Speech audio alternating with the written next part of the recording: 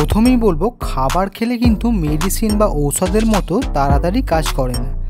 খাবার কিন্তু খাবারের মতো কাজ করে, ঔষধ কিন্তু বা মেডিসিনের মতো কাজ করে। খাবারে যেরকম কোনো সাইড এফেক্ট থাকে না, কিন্তু মেডিসিন বা ঔষধে প্রচুর সাইড এফেক্ট থাকে। তো আজকের ভিডিওতে আমি বলবো বেশ কিছু খাবার, এই খাবারগুলো যে সব খেতে হবে তা কিন্তু না, এর মধ্যে দুটো কি তিনটে বা চারটে যে যতটা পরিমাণ খেতে পারবে সে কিন্তু ততটা পরিমাণ উপকার পাবে। 1 নাম্বার, প্রথমেই বলবো সবুজ শাকসবজি। সবুজ শাকসবজি প্রতিদিনের খাদ্য তালিকায় অবশ্যই রাখতে হবে। সবুজ শাকসবজির মধ্যে প্রচুর পরিমাণে উপকার আছে, যেটা বলে বোঝানো যাবে না। আমরা সকলেই জানি যে আমাদের শরীরের জন্য সবুজ শাকসবজি কতটা উপকারী। তো এই সবুজ শাকসবজির মধ্যে সবথেকে বেশি যেটা খেতে হবে সেটা হলো পুঁই শাক। সিজনের সময় অবশ্যই কিন্তু পুঁই শাক বেশি করে খেতে হবে। আর অফ সিজন মানে যেই সময়ে পুঁই শাক পাওয়া যায় না, সেই সময় অবশ্যই কোনো না কোনো শাকসবজি খেতেই হবে। ঠিক আছে, সবুজ শাকসবজি একটু বেশি করে খেতে হবে, তাহলেই কিন্তু প্রচুর পরিমাণে উপকার দেখতে পাবে। 2 নাম্বার, প্রতিদিনের খাদ্য তালিকায় অবশ্যই 50 গ্রাম কাঁচা ছোলা খেতে হবে। রাত্রে কাঁচা ছোলা অন্তত 50 গ্রাম জলে ভিজিয়ে রাখতে হবে। সকালে খালি পেটে সেই 50 গ্রাম কাঁচা ছোলা চিবিয়ে খেতে হবে। কাঁচা ছোলার মধ্যে আছে প্রচুর পরিমাণে উপকার, যেটা আমরা সকলেই জানি, কিন্তু খুব কম লোকই আছে কাঁচা ছোলা সকালবেলা চিবিয়ে খায়। কারণ চিবিয়ে খাওয়াটা হলো সবথেকে বেশি উপকার। হ্যাঁ, যদি একান্ত সকালবেলা সময় না থাকে, খাওয়া হচ্ছে না, কিন্তু সারাদিনের খাদ্য তালিকার মধ্যে অবশ্যই কাঁচা ছোলা কিন্তু খেতেই হবে 50 গ্রাম।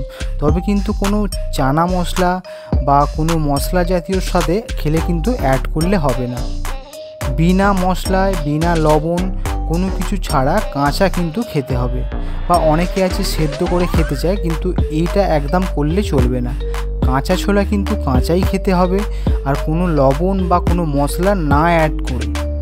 তো 50 গ্রাম কাঁচা ছোলা সারাদিনে অবশ্যই খেতে হবে। 3 নাম্বার, সারাদিনের খাদ্য তালিকায় অন্তত 100 গ্রাম ডাল খেতে হবে। সেটা যে কোনো ডাল হতে পারে, মুগের ডাল, মুসুর ডাল, ছোলার ডাল, যে কোনো ডালই হতে পারে। সেটা সবথেকে বেশি ভালো হয় ওটাকে যদি সিদ্ধ করে খাওয়া যেতে পারে। মানে কোনো লবণ বা কোনো মশলা বা কোনো কিছু অ্যাড না করে যদি ওই ডাল খাওয়া যায়, 100 গ্রাম সিদ্ধ ডাল, তাহলে কিন্তু সবথেকে বেশি উপকার পাওয়া যায়।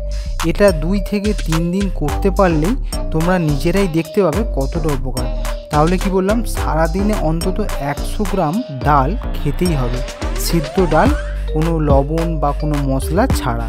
4 নাম্বার, সারাদিনের খাদ্য তালিকায় আমাদের ফল তো খেতেই হবে। আর এই ফলের মধ্যে সবথেকে বেশি উপকার হলো দুটো ফলে। 1 নাম্বার হলো কাঁঠালি কলা। কাঁঠালি কলায় কিন্তু প্রচুর পরিমাণে উপকার আছে, সেটা আমরা সকলেই জানি। আর গাছ পাকা হলে আরও তো বেশি উপকার। এর সাথে খেতে হবে তরমুজ। তরমুজ যদি সিজনের সময় পাওয়া যায় তাহলে তো খুবই ভালো। তরমুজেও কিন্তু প্রচুর পরিমাণে উপকার আছে, সেটা আমরা সকলেই জানি।